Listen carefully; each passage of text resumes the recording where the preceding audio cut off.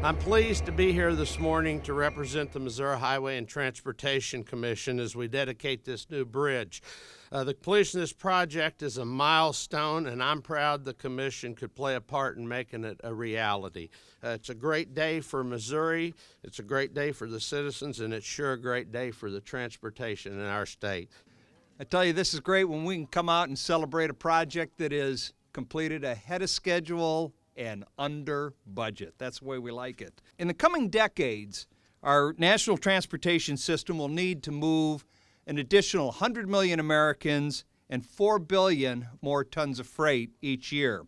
And this will put a tremendous strain on our already strained transportation systems that are stretched to their limits. And so our economic success is really going to depend largely on how well we respond to this transportation challenge. And it's going to require us to continue taking steps forward, just as Missouri has today, to prepare the nation's rail system to play a much larger role in moving both people and goods. And so the introduction of the new Osage River Bridge over this railroad, or on this railroad over the river, is a great example. We now have double track running the entire stretch from Jefferson City to St. Louis, and delays caused by rail traffic funneling into a single track over the old bridge are now a thing of the past. And for the 60 daily freight trains and 4 passenger trains, the improvements made here are mutually beneficial. The result is safer, more reliable, and more efficient service, and an increase in capacity throughout the system. And in Missouri, we've already seen examples of how rail improvements can trigger spikes in ridership. In 2008, the River Runners' on-time performance was down to 64%.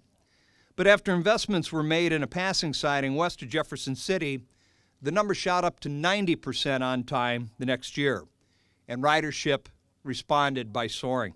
So this railroad bridge is one more improvement that'll allow for a higher level of performance, while also laying a foundation to invest in faster, more frequent, and more reliable service.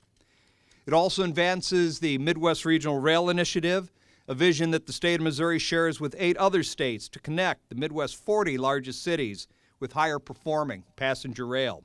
We have to provide rail with a predictable and reliable federal funding stream and put it on par with other transportation modes, empowering the public and private sector to partner and make investments like this bridge we're looking at today.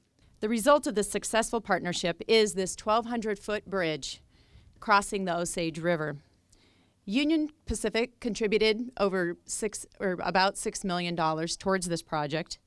This bridge is an impressive 2,200 tons of steel, and it will add capacity and reduce delays by eliminating the last bottleneck on the eastern portion of Union Pacific St. Louis to Kansas City corridor. It will also benefit Union Pacific customers by enhancing our network efficiency. Rail is critical to this country. It supports business, growth, competitiveness in the global economy, and jobs. Freight rail is good for the environment. We are safer and almost 4 times more fuel efficient than trucks. One train can move 1 ton of freight nearly 500 miles. We're so pleased to be here and a part of the celebration, celebrating America's railroad and the completion of another milestone for passenger rail improvement here in the Midwest. Ridership on our rail route that traverses these tracks every day has almost surpassed 200,000 people, and that's because of projects like this one that have improved the reliability of passenger rail to about 90%. The ridership improvements on this route have contributed to great ridership improvements across the entire system. In partnership with Missouri DOT and the Union Pacific Railroad, we're able to deliver on-time, comfortable passenger rail service. This project was a unique project where we actually got a chance to do some work on the rail system and the partnership. We talked a little bit this morning about public-private partnership. What an example this is of truly the private sector, the public sector, both from the federal level, the state level, and look here at the local level about coming together to build a project. And there's lots of challenges with doing a project like that, and like this. They're not easy, but you know what? It can be done, and government can work with the private sector. It's hard to do sometimes, but we do a great job at it. So I want to say thank you to our federal partners here for all the work that you did, to our private partners, Union Pacific Railroad in particular, all the great work that you did. our contractor, OCCI, who did a fabulous job, and to your workforce, I see you guys standing back there. Thank you, thank you, thank you for the safe work that you do. And I'm proud of the community here in Osage City for hosting us and putting up with us while we were down here working on this project. So to all of you, congratulations, and we can't wait to do the next one. Transportation spending in both rail and highway is paramount to the lifeblood of our economy.